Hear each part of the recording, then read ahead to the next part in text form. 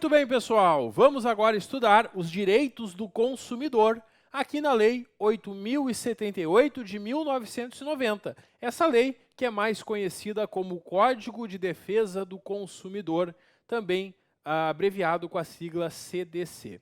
Pessoal, o Código de Defesa do Consumidor vem regulamentar um direito que está previsto na Constituição Federal. A Constituição Federal diz que cabe ao Estado garantir a proteção ao consumidor na forma da lei. Que lei? Esta, o Código do Consumidor. Então, a Constituição em 88 disse que o Brasil deveria proteger o consumidor. E, em 1990, foi feita a lei iniciando essa proteção. Essa lei que foi alterada ao longo dos anos, inclusive teve recentes alterações, e aqui no nosso curso, claro, a gente está trazendo a lei atualizada para vocês, com o foco sempre, é claro, em concurso público. Vamos trabalhar aqui aquilo que deve aparecer na prova do concurso. Pessoal, o artigo 1º, então, simplesmente diz aquilo que eu acabei de explicar, que o artigo 5º previu que caberia ao poder público promover a defesa do consumidor e, de fato, ele promoveu essa defesa com esta lei. Bom, quem é consumidor? Consumidor é toda pessoa física ou jurídica que adquire ou utiliza o produto ou serviço como destinatário final. E aqui já pode ter pegadinha na hora da prova. Pessoal, o consumidor pode ser pessoa física ou jurídica. Se a banca afirmar na prova que somente a pessoa física pode ser consumidor, está errado. Uma pessoa jurídica, uma empresa, também pode ser consumidora de algum produto, claro. Quando uma empresa compra um equipamento para o seu trabalho, ela é destinatária final daquele equipamento e ela é consumidora. E esta lei, então, vai proteger os direitos do consumidor, tanto pessoa física quanto pessoa jurídica. Então, é esse o conceito de consumidor que nós temos aqui. E a ideia é adquirir ou utilizar o serviço ou produto como destinatário final. Então, a ideia é a seguinte: eu compro um produto ou contrato um serviço para satisfazer uma necessidade minha. Eu não estou comprando isso para revender, não é essa a ideia. Eu não sou comerciante, eu sou o destinatário final. Esse é o conceito de consumidor, certo? Muito bem. E tem que equipara-se a consumidor a coletividade de pessoas, ainda que indeterminada, vez que hajam intervindo nas relações de consumo. Aí nós vamos ver que em muitas situações, outras pessoas que não são aquele consumidor também vão se equiparar a ele. Aqui no código a gente tem alguns exemplos disso, algumas situações que alguém que não é o consumidor se equipara ao consumidor para receber a proteção desse código. Muito bem. E o fornecedor quem é? Fornecedor, olha só, fiz um esqueminha para ficar melhor. É toda pessoa, física ou jurídica, pública ou privada. Aqui já vem as pegadinhas, né? Eles não podem afirmar, por exemplo, que somente uma pessoa jurídica pode ser fornecedor. O fornecedor pode ser uma pessoa física, não precisa ser uma empresa. Pública ou privada, não é só a empresa privada. A entidade pública, a pessoa pública, também está sujeita a esta regra. Nacional ou estrangeira, não importa se a empresa é aqui do Brasil ou se é do estrangeiro. Também podem ser fornecedor entes despersonalizados. O que é um ente despersonalizado? É um ente que não tem personalidade jurídica. Como assim? Vamos imaginar que eu e o meu vizinho tivemos uma ideia de um serviço a prestar e nós começamos a prestar o serviço para as pessoas ali do bairro mesmo. E nós nunca fomos registrar uma empresa na junta comercial. Nós temos uma sociedade de fato, eu e meu vizinho. Nós fazemos um serviço, mas nós não temos personalidade jurídica. Nós também somos fornecedores e nós também devemos respeitar este código. Então, não só as pessoas físicas ou jurídicas, mas até mesmo entes despersonalizados devem observar.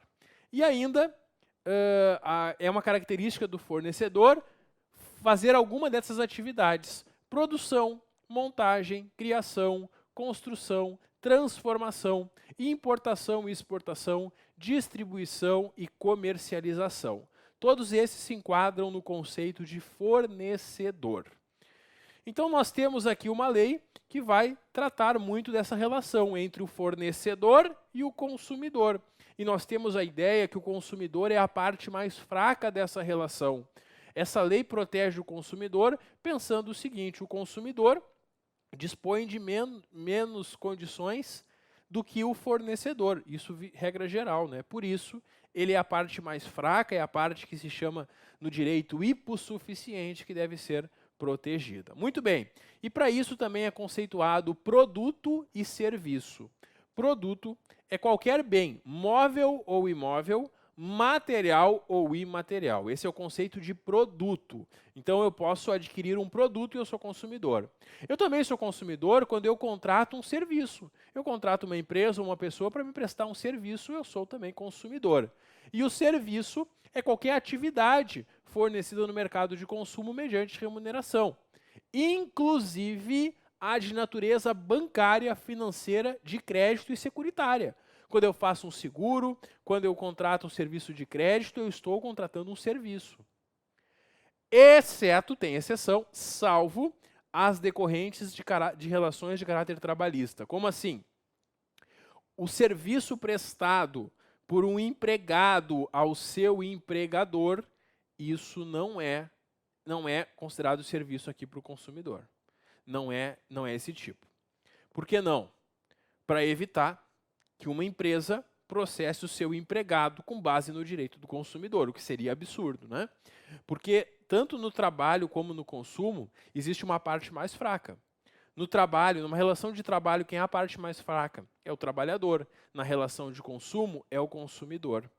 Se eu dissesse que o serviço prestado por um empregado para o seu patrão seria uma relação de consumo, o patrão seria a parte mais fraca e a gente estaria invertendo tudo. Então, relação de caráter trabalhista não se enquadra aqui, certo? Muito bem, esses são conceitos iniciais aqui do primeiro capítulo que nós tínhamos a trabalhar. Agora nós vamos falar um pouco sobre a política nacional das relações de consumo. Essa política nacional tem uma série de princípios que devem ser observados. Esses princípios todos estão listados aqui neste artigo 4º, assim como seus objetivos.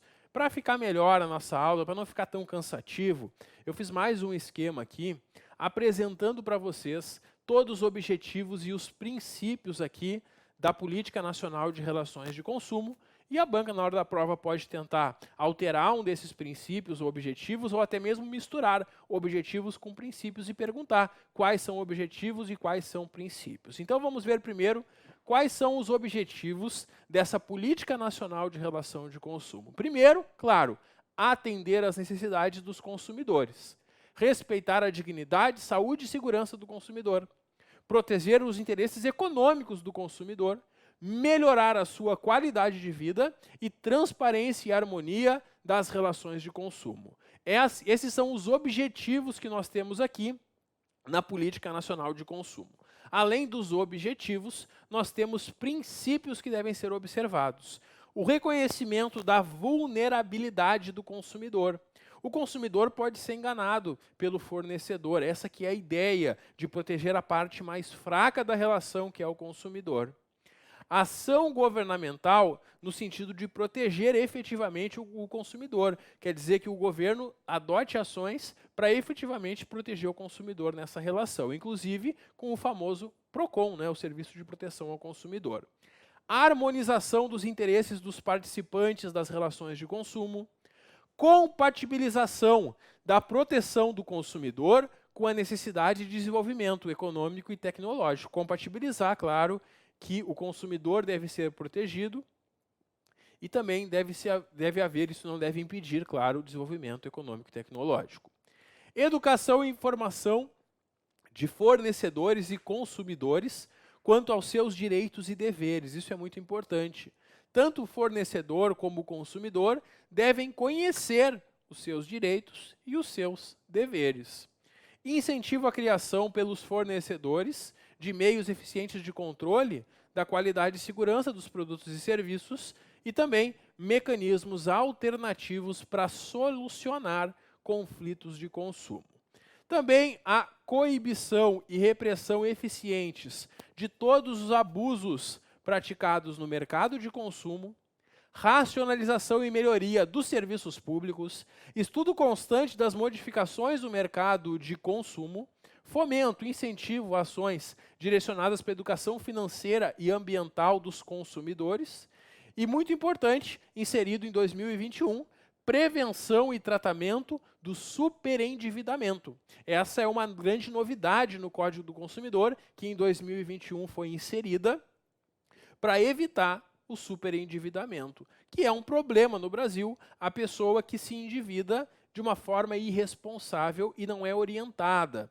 E a ideia de prevenir e tratar esse superendividamento é justamente dar toda a informação e toda a condição para que a pessoa que já está endividada não se endivide ainda mais, não entre num ciclo sem fim, né? Essa ideia de prevenir e tratar o superendividamento, que passa a ser agora um princípio que vai aparecer certamente em provas de concurso.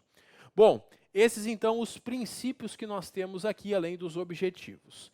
Para a execução dessa política nacional das relações de consumo, o poder público vai contar com alguns instrumentos, que é a assistência jurídica integral e gratuita para o consumidor carente, aquele que não pode pagar pela assistência, e instituição de promotorias de justiça de defesa do consumidor no âmbito do Ministério Público, criação de delegacias de polícia especializadas a atender consumidores vítimas de infrações penais de consumo, criação de juizados especiais de pequenas causas e varas especializadas para solucionar litígios de consumo, que são juizados, então, para dar uma solução mais rápida, né, às ações envolvendo o consumo.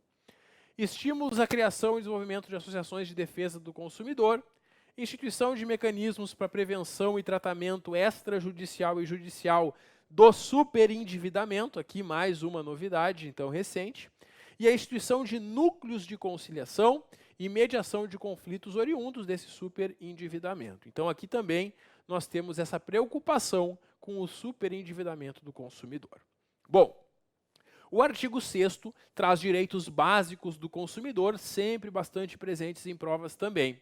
E aí são direitos básicos do consumidor: proteção da vida, saúde e segurança contra riscos provocados por práticas no fornecimento de produtos e serviços que sejam considerados perigosos ou nocivos, prejudiciais aí para o consumidor.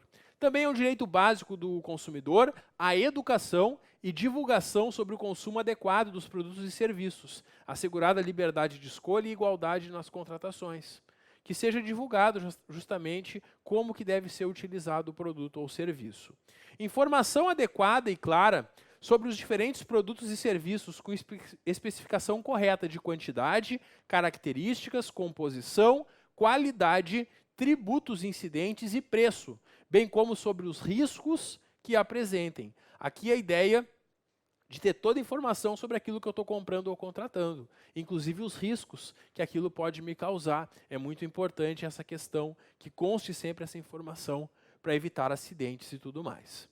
Proteção contra a publicidade enganosa e abusiva, métodos comerciais coercitivos ou desleais, bem como contra práticas e cláusulas abusivas ou impostas no fornecimento de produtos e serviços. Proteger o consumidor para que ele não seja enganado, para que não tenha uma publicidade enganosa, levando a ele a erro, levando a ele a comprar algo que ele acha que é outra coisa. Que mais, pessoal? Modificação das cláusulas contratuais que estabeleçam prestações desproporcionais ou sua revisão em razão de fatos supervenientes que tornem excessivamente onerosas. Não pode ter uma prestação desproporcional à custa do consumidor em relação ao fornecedor. Também efetiva prevenção e reparação de danos, sejam patrimoniais e morais, individuais, coletivos e difusos. Acesso aos órgãos judiciários e administrativos, como o PROCON, Serviço de Proteção ao Consumidor, para prevenção ou reparação de danos que tenham sido causados. Também facilitação da defesa dos seus direitos, inclusive com a inversão do ônus da prova. Como assim inversão do ônus da prova? Quando tem um produto defeituoso, o consumidor vai lá reclamar. E se a empresa achar que o produto não está defeituoso, é a empresa, é o fornecedor que deve comprovar que o produto realmente não está com defeito.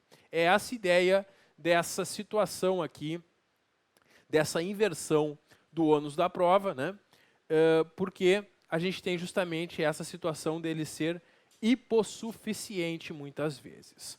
Adequada e eficaz prestação dos serviços públicos em geral, garantia de práticas de crédito responsável, educação financeira e prevenção e tratamento de situações de superendividamento, preservado o mínimo existencial. O que é o mínimo existencial? É o mínimo que qualquer pessoa precisa para sobreviver, porque a pessoa precisa de recursos, claro, para garantir a sua moradia, a sua alimentação, medicamentos. Isso é o mínimo existencial que não pode nunca ser afastado, né? Não pode se permitir que alguém, em razão de dívidas, fique sem nada, fique sem a garantia básica para se alimentar, sem o seu mínimo existencial.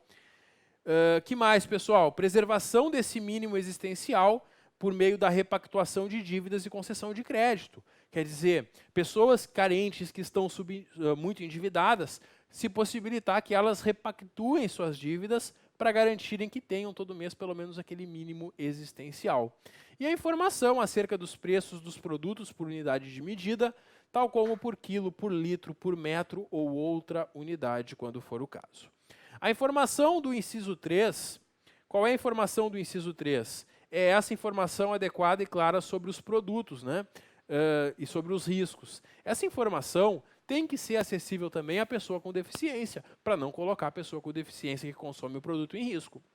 Então, cabe ao fornecedor garantir essa informação com acessibilidade. Esses direitos que nós acabamos de ver não excluem outros decorrentes de tratados ou convenções internacionais que o Brasil adotar. Como assim? Aqui a gente tem uma grande lista de direitos, mas esses não são os únicos direitos do consumidor. Podem ter outros, em outras normas, em tratados internacionais e tudo mais. O fato de ter uma lei tratando dos direitos do consumidor não diminui isso para o consumidor. É essa a ideia. Muito bem. O próximo capítulo trata da qualidade de produtos e serviços, prevenção e reparação dos danos. E aí nós temos primeiro a proteção à saúde e segurança. Todo produto colocado no mercado, produto e serviço, não pode acarretar riscos à saúde ou segurança dos consumidores, exceto aqueles riscos que são considerados normais e previsíveis, em razão de sua natureza e fruição, obrigando-se os fornecedores, em qualquer hipótese, a dar informações necessárias e adequadas a seu respeito. Então, o produto colocado no mercado não deve colocar em risco a saúde do consumidor. Se houver algum risco, deve ter, claro, a explicação, a especificação e os cuidados que devem ser tomados. Sendo um produto industrial, ao fabricante cabe prestar informação através de impressos apropriados que devem acompanhar o produto. Se é um produto industrial, deve ter um manual de instrução, um manual de uso ou algo do tipo, demonstrando, então, todos esses cuidados que devem ser tomados para evitar um acidente, para evitar um prejuízo. E o fornecedor deve higienizar equipamentos e utensílios utilizados no fornecimento de produtos ou serviços, ou colocado à disposição do consumidor, e informar de forma ostensiva e adequada se há risco de contaminação. Por exemplo, manicure, pedicure, barbeiros, cabeleireiros, todo o material que eles utilizam, eles devem providenciar que seja aquilo esterilizado para não colocar em risco a saúde de quem vai lá utilizar desse serviço, por exemplo. Essa aqui é a ideia desse dispositivo. O artigo 9º nos traz que o fornecedor de produtos e serviços que sejam potencialmente nocivos ou perigosos à saúde ou segurança, esse fornecedor deve informar de forma ostensiva e adequada a respeito dessa nocividade ou periculosidade, sem prejuízo de outras medidas cabíveis em cada caso concreto. Então, a obrigação mínima é informar, mas também, em alguns casos, o fornecedor deve tomar outras precauções. E o fornecedor não pode colocar no mercado de consumo produto ou serviço que sabe ou deveria saber apresentar alto grau de nocividade ou periculosidade à saúde ou segurança. O fornecedor também, que após ter colocado no mercado, perceba alguma periculosidade, deverá comunicar o fato imediatamente às autoridades competentes e consumidores mediante anúncios publicitários. Já viram isso, pessoal? Claro que já. Os famosos recalls, né? Recalls das concessionárias. Quando a concessionária percebe que geralmente a montadora, claro, né? Percebe que estão ocorrendo acidentes ou tem alguma peça de um lote de veículos fabricados que está dando defeito, eles fazem o recall, né, para que os que compraram veículos naquele ano, daquele modelo, daquele número de série, enfim, possam ir lá corrigir essa peça. É isso. Quando uma concessionária anuncia o recall, ela está fazendo justamente isso. É justamente essa ideia de dar publicidade e garantir justamente que esse risco seja evitado e corrigido. Os anúncios publicitários devem ser veiculados na imprensa, rádio e televisão, às expensas do fornecedor, claro. A empresa que colocou em risco que vai pagar por isso. E sempre que tiverem conhecimento da periculosidade de produtos ou serviços à saúde ou segurança, os entes públicos, União, Estado, Distrito Federal e municípios devem informar a respeito. O artigo 11 foi vetado, não nos interessa. Vamos avançando para a responsabilidade pelo fato do produto e do serviço. Aqui nós temos que fabricante, produtor, construtor, seja nacional ou estrangeiro, e o importador respondem, olha só, de forma objetiva, independentemente de existência de culpa, pela reparação de danos causados aos consumidores por defeitos decorrentes de projeto, fabricação, construção, montagem, fórmulas, manipulação, apresentação ou acondicionamento dos seus produtos, bem como informações insuficientes ou inadequadas. Então, quando alguém coloca no mercado algum produto com um defeito, vai ser responsabilizado pelos danos causados em razão desse defeito, independentemente de culpa. Se eu fui prejudicado por um produto defeituoso, eu não preciso demonstrar que eu não tive culpa, que a culpa foi do produto. Não preciso. Se eu utilizei um produto defeituoso e o produto defeituoso me causou um problema, eu tenho direito à reparação desse dano, independentemente de comprovar que foi culpa ou não do fabricante. Então, é um risco que se corre quando se coloca um produto defeituoso no mercado. Todo fornecedor que coloca um produto defeituoso no mercado vai responder pelos danos causados, independentemente de comprovação de culpa. Essa que é a ideia, é uma forma de responsabilidade objetiva do fornecedor. E o produto é defeituoso quando não oferece a segurança que dele normalmente se espera, levando-se em consideração circunstâncias relevantes, como a sua apresentação, uso e riscos que razoavelmente dele se esperam, e a época que foi colocado em circulação. Por outro lado, o produto não é considerado defeituoso pelo fato de outro de melhor qualidade ter sido colocado no mercado. Então, o produto defeituoso é aquele que vai oferecer um risco, né, ao usuário, mas não é defeituoso um produto pelo fato de existir outro melhor. Porque isso acontece. Tem muitos produtos no mercado que tem mais de uma marca, mais de um modelo, e existem outros melhores. O fato de existir um melhor não quer dizer que aquele é defeituoso. É isso. Bom, e o fabricante, construtor, produtor ou importador, só não vai ser responsabilizado, só não vai ter que reparar o dano, se ele provar que não colocou o produto no mercado. Quer dizer, ele fabricou um produto, ele não ia vender, alguém foi lá, pegou e vendeu.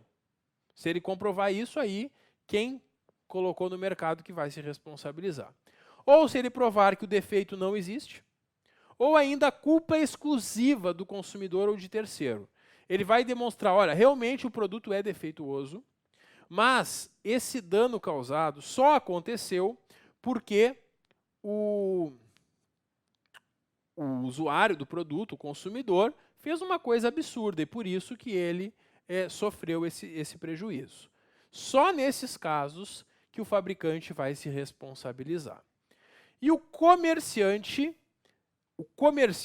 é igualmente responsável, porque o que nós temos num processo normal? Existe a empresa que fabrica o produto, existe a empresa que vende e existe o consumidor que compra, certo? Muito bem.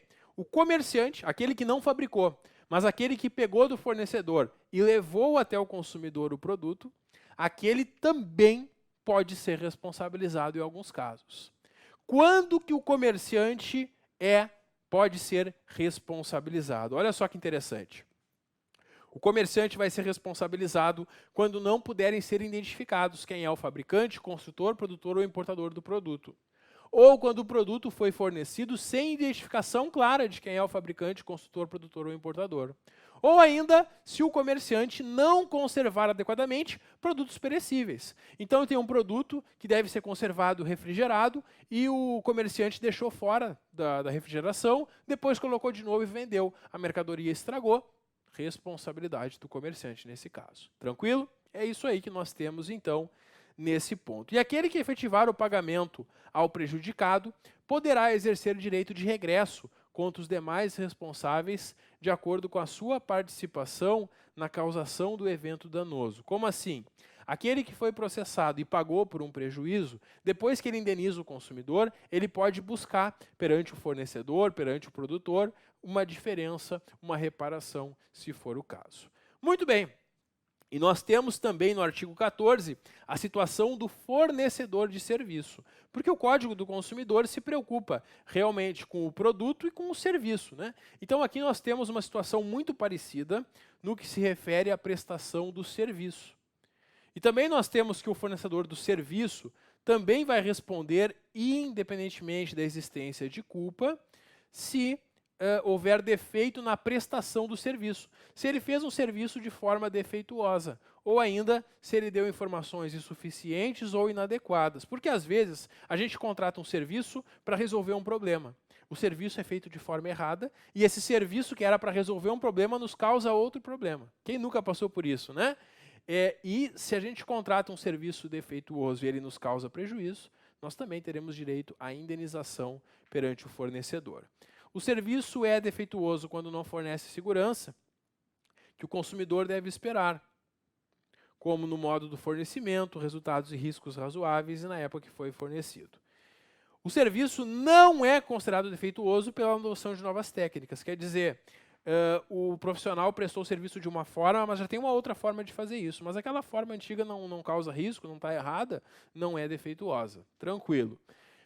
E o fornecedor de serviços só não vai ser responsabilizado se ele provar que o defeito não existe ou que foi culpa exclusiva do consumidor ou de terceiro. Quantas vezes, né, um serviço é prestado e são dadas orientações para o consumidor, não faça isso. O consumidor vai lá e faz aquilo que não pode. Bom, nesse caso, aí não é culpa do fornecedor. A responsabilidade pessoal de profissionais liberais também vai ser apurada mediante culpa. Vejam, uma empresa que presta um serviço responde independentemente de culpa. Quando é um profissional liberal, uma pessoa física prestando um serviço, nesse caso vai ter a apuração, a verificação da culpa. E para fins dessa seção, equiparam-se a consumidores todas as vítimas do evento. Como assim? Um consumidor chamou uma empresa para fazer a instalação da internet na sua casa, de colocação lá de fibra ótica. Foi lá a empresa colocar a fibra ótica na casa dele, e a empresa mexeu em alguma coisa no prédio, e deu um curto-circuito, deu um problema, enfim, e o vizinho teve um equipamento queimado por causa de alguma coisa que a empresa fez ao prestar o serviço para o seu vizinho.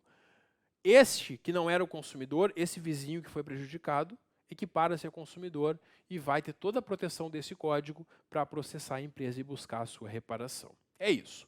Pessoal, sei que está divertido, mas nós terminamos aqui o nosso primeiro vídeo e no próximo vídeo eu volto para a gente conversar sobre a responsabilidade por vício do produto e do serviço, dando sequência ao nosso estudo. Dá um clique que eu já volto. Até logo.